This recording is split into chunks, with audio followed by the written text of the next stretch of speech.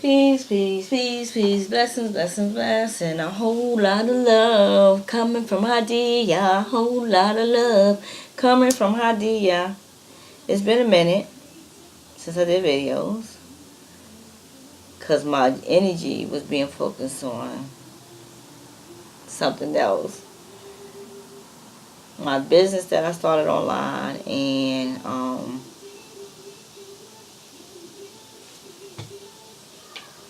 I got met about 4 months ago. So it's been about that time, almost that time, because I stopped in June.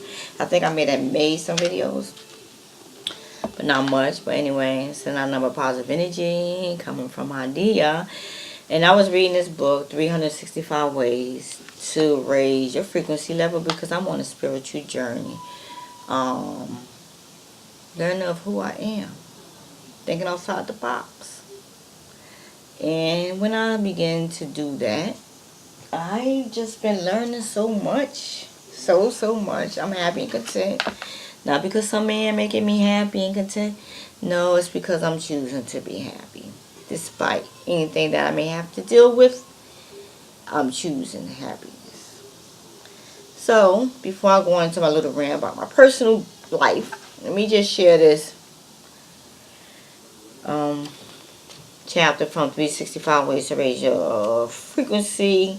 Simple tools to increase your spiritual energy for balance, purpose, and joy. Too many people are looking for external sources to make them happy, to love them, instead of it being the person themselves. Before you are a human being living on a physical plane of existence, your spiritual energy is vulnerable to everything and everyone around you. The energy surrounding all of the situations that you encounter every day, both positive and negative, will have some kind of effect on you. It may be small or it could be huge, but you will feel a difference.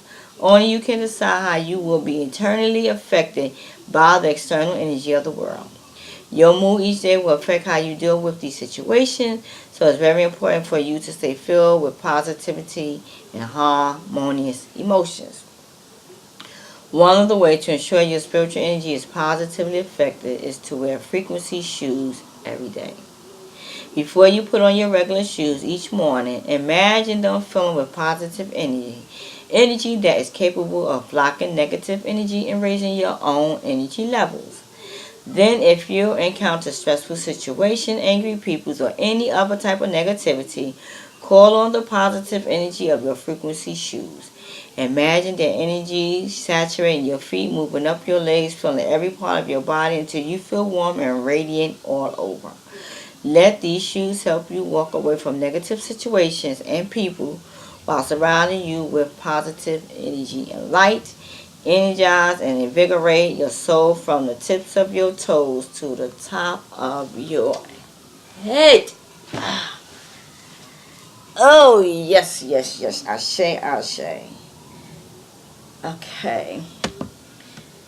Oh, we did our annual trip to Virginia Beach this year. It was wonderful. I had a good time. I think I put some videos up on my other channel about showing the little trip to Virginia Beach. We normally go to Wildwood, but since my son wants to travel to every state and every country, I still haven't got my passport. He's going to kill me. I gotta get that passport. But yeah, Virginia trip was wonderful. We had a great time. I'm grateful that we are able to take these vacations. So yeah, I got to get the passport because I know he's planning a trip sometime at the end of this year to leave this country, and I gotta be on board. They went to Mexico last year, and he done been to a lot of different countries. But that's that. Yeah, you gotta raise your frequency level. I'm not much of a people person. I've never really been a people person. Uh, um, but I used to think something was wrong with me. I thought I was antisocial, but I'm not antisocial. I have good social skills, and when I do meet people, they do like me, and get along with others very well. And that's when I've learned a couple of years ago that I'm actually an introvert. I prefer a lot of alone time. I do a lot of talking to myself. I have interpersonal personal skills instead of interpersonal. NTRA is when I reflect with self.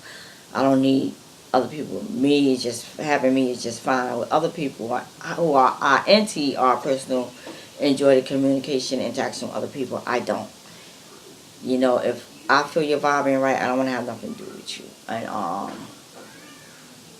I tend to be selective with who I allow into my space. Very, very selective. That's why I don't have a bunch of female friends. I don't have a bunch of female friends. I don't have no females come visit me. I have my coworkers who we may go out and hang out with, but there's really one or two people that are really, really good friends with me. But yeah, so anybody who I allow in my circle is because you're special. As far as me with a man, well, I've been married twice, still legally married to one who is refusing to divorce me. I don't know what's that about. Maybe it's for selfish reasons, probably selfish reasons, but it's not going to stop me from finding love again. I may not can't get married right away, but I'm learning that marriage don't equate love. That's why I think outside the box, so I can be in a healthy relationship with a man who can love me and not be married to him. Because marriage does not equate love. Just because someone married does not mean anything. Some people marry for the wrong reasons. And then some don't want to let you go when they feel they fucked up. But legally married is only on a legal aspect. There's no emotional attachment. There's no spiritual connection. There's no mental connection. None of that. Attachments. None whatsoever. I think it's to stop me from actually being involved with someone else, but you can't do that because, you know, when I meet someone, I let them know off the top what the situation is and give them the choice to pursue something with me or not. But anyway, back to my personal life. Yeah, I am seeing someone. And the reason why I want to talk about it because it's different. Every relationship you get into, it is different. But this is different from different type of reasons. See, when I loved my first husband, I loved him because he was the father of my children. And financially, he can take care of me. And he always took care of us financially, no matter what. And then the second husband, I only loved him because he was the father of my child. Because this man really didn't show me anything. So he was someone I should not have married. But I was trying to give my daughter the family that, that children's supposed to have. But I guess his love for her was nothing. So anyway, and I'm saying that because now I'm dating a man I don't have no kids with, so I can't say I love him because he's the father of my child. Okay, and I have my own money. I have my own place to live. So money I could take my own self on dinners and dates and vacations. So any man that comes into my life just because he got money don't make a difference to me. Just because he can do the same things I can do for myself is not going to excite me. What's going to excite me is can he have stimulating conversations? Can he stimulate my mind? Can he seduce my mind? A lot of women don't know about that. Can he seduce my mind with his conversations? And I'm not talking about using big words. I'm talking about the ability to sit and communicate with me and have adult conversations about any and everything without getting offended, without allowing his pride to get the best of him. Anytime you can sit and have a conversation about anything, that's something that'll get me. Or sitting on the rooftop just looking at the moon together in silence.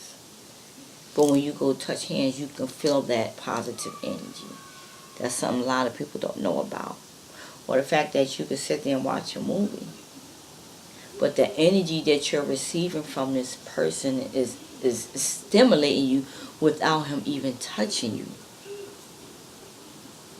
And I'm like, damn, this is different. I'm like, oh gosh, I want more of this. I want more of this. I want this to continue because it's different. Like I can feel it right now just talking about him. It's different. It's something that I never experienced. And that's because I had to learn to love me. I had to learn to value myself and know my own worth. And I had to say, like, those materialistic things that a man has don't do nothing for me when I have them for myself. So he had to come with more.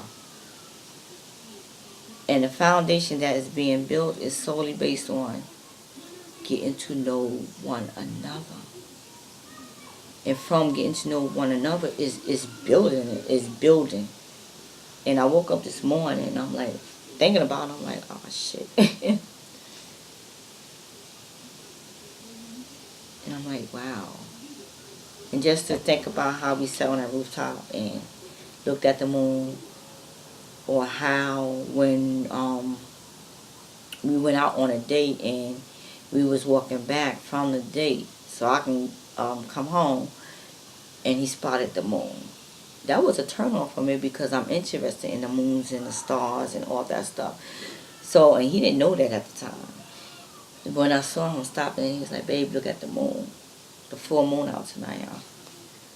That turned me on, you understand? That's something different. This is the things that I'm experiencing is something that I never experienced out of my 2 marriages, or anybody that I may deal with on a situationship level is different, and I'm so enjoying it. I'm just gonna continue working on me so I can just attract more because they say you attract who you are, not what you want. So you ain't loving yourself and you ain't respecting yourself and you don't know your worth. Guess what you're gonna attract in your life? More of the same type of person. Because anytime a man mistreats you, says a lot about how he feel about himself. He feeling his own pain and he flicking that pain that he feeling from himself on you. But if you don't recognize it and get the hell out, you're gonna be miserable.